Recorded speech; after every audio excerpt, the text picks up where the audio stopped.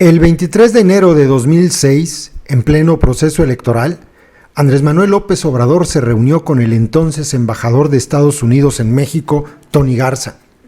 Entre varios temas, Garza le dijo al hoy presidente de México que el consumo de drogas estaba aumentando y que los programas antinarcóticos debían ser importantes para la siguiente administración. López Obrador coincidió y le habló de su plan: reformar la Constitución para otorgar más poder y autoridad a los militares, por considerarles los menos corruptos en las operaciones antinarcóticos. La guerra contra las drogas también estuvo en la mente de López Obrador desde su primera campaña presidencial. Podría decirse que la postura de López Obrador cambió luego de que Felipe Calderón abriera la caja de Pandora. Durante los siguientes 11 años mantuvo una postura crítica sobre la guerra. Pero el 20 de noviembre de 2017, en el Proyecto de Nación 2018-2024 de Morena, apareció la primera señal alarmante. Mientras el entonces secretario de la Defensa Nacional, Salvador Cienfuegos, exigía la aprobación de la Ley de Seguridad Interior, el partido de López Obrador la proponía como una condición necesaria para las Fuerzas Armadas, si éstas iban a seguir en las calles apoyando en las labores de seguridad pública. Durante el desaseado proceso legislativo de la Ley de Seguridad Interior, Rocío Nale, entonces coordinadora de la bancada de Morena en la Cámara de Diputados, firmó a favor de la modificación del orden del día del 30 de noviembre de 2017 para que en esa misma sesión se aprobara la ley en el Pleno, a pesar de que su bancada votó en contra. En enero de 2018, López Obrador presentó a Alfonso Durazo como su propuesta para encabezar la Secretaría de Seguridad Pública. En el mismo evento, presentó la propuesta de crear la Guardia Nacional, pero ni él ni Durazo hablaron en la campaña de dotarla de naturaleza militar y solo llegaron a explicar que el plan se trataba de optimizar los recursos que tiene el Estado mexicano para combatir eficazmente al crimen organizado. Pocos días después del triunfo del 1 de julio, Durazo se reunió con integrantes de Seguridad Sin Guerra, a quienes nos prometió que la idea de crear la Guardia Nacional no prosperaría, pues la concepción que tenían de la misma implicaba hacer reformas constitucionales, y no era la intención de López Obrador proponer modificaciones a la Carta Magna en los primeros 3 años de gobierno.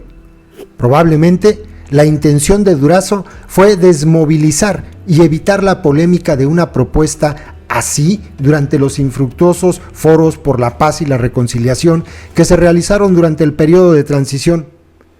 Durante la campaña y la transición, López Obrador nunca se pronunció por abrogar la Ley de Seguridad Interior. En un par de ocasiones llegó a decir que esperarían y serían respetuosos de la decisión de la Suprema Corte sobre su constitucionalidad. La Corte programó el inicio de esa discusión para el 12 de noviembre del año pasado y de manera sorpresiva, Durazo declaró 3 días antes que el 14 de noviembre presentarían su propuesta de reforma constitucional para crear la Guardia Nacional, en un evidente mensaje a las ministras y ministros que estaban a punto de fijar criterios relevantes sobre la militarización y las Fuerzas Armadas. La respuesta del Pleno fue contundente, y la Ley de Seguridad Interior fue eliminada del orden jurídico nacional en una votación de 10-1 que nadie esperaba. El 20 de noviembre, una vez presentada la iniciativa de reforma constitucional, comenzó un proceso legislativo en el que cada vez se empeoraban los dictámenes y se profundizaba el modelo de militarización desde la propia Constitución. El pasado 20 de febrero, el Senado llegó a un histórico acuerdo que avaló López Obrador a través de su Consejo Jurídico y la Secretaría de Gobernación para mantener el carácter civil de la Guardia Nacional en la Constitución, con lo que la reforma fue aprobada por unanimidad del Pleno. Después del paso por la Cámara de Diputados y las legislaturas de los estados, la Guardia Nacional quedó concebida en la Constitución como una Policía Nacional Civil y se dejó un régimen transitorio para que las Fuerzas Armadas continúen por 5 años apoyando en labores de seguridad pública, pero con transparencia y fiscalización. Pero nada de lo anterior le ha importado al comandante Andrés Manuel. En reiteradas ocasiones el presidente se ha referido a la reforma como un permiso para que las Fuerzas Armadas continúen en las calles, como antes no se permitía. Incluso frente a la alta comisionada para los derechos humanos de la ONU, dijo que la ausencia del marco constitucional era una de las causas del fracaso de la estrategia de seguridad, mientras firmaba un convenio de colaboración para capacitar a los elementos de la nueva corporación civil en materia de derechos humanos. El comandante Andrés Manuel ha tomado decisiones contrarias a la Constitución, como designar a un general en activo al frente de la Guardia o transferir elementos del Ejército y la Marina sin haber pedido licencia a la Secretaría de la Defensa Nacional o a la Secretaría de Marina, en un brutal desorden administrativo y sin claridad real del número de elementos desplegados inicialmente.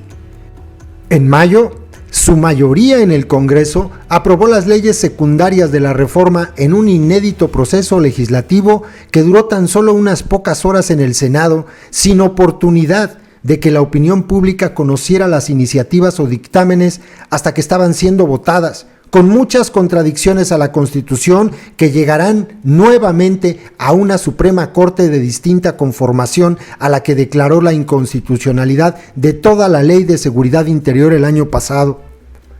El acuerdo que Estados Unidos impuso a México adelantó el despliegue de militares y marinos para contener el flujo migratorio, como hemos visto en las últimas semanas, aún invadiendo las funciones que solo le correspondían a los agentes migratorios. La Guardia Nacional, que se inauguró el domingo en el Campo Marte, no es la que está en la Constitución y sin duda es más de lo mismo. Es el sometimiento de cualquier estrategia de seguridad a un poder militar que se fortalece en lo político y económico con cada crimen atroz que sigue impune, con cada nueva función que se le da a la Sedena, con cada contrato que se le otorga a un ejército al que se le quiere reorientar su función original para convertirlo en contratista, transportador, constructor y hasta administrador de un aeropuerto internacional civil, como no ocurre en ningún otro país, con todo y las irregularidades en los contratos que se le asignaron en el cancelado aeropuerto de Texcoco. Puede decirse que en el momento de su encuentro de 2006 con Tony Garza, López Obrador no sabía el alcance de su propuesta, pero 12 años y miles de víctimas después, y aunque se diga que la guerra contra las drogas ha terminado, solo se puede entender el desprecio a la evidencia del fracaso desde una postura que trasciende lo racional. Quizás la militarización siempre ha estado en su mente si el comandante supremo es él, pero después de él, el poder encumbrado por las Fuerzas Armadas no disminuirá. Será una herencia que habrá que revertir cuando llegue una verdadera transformación.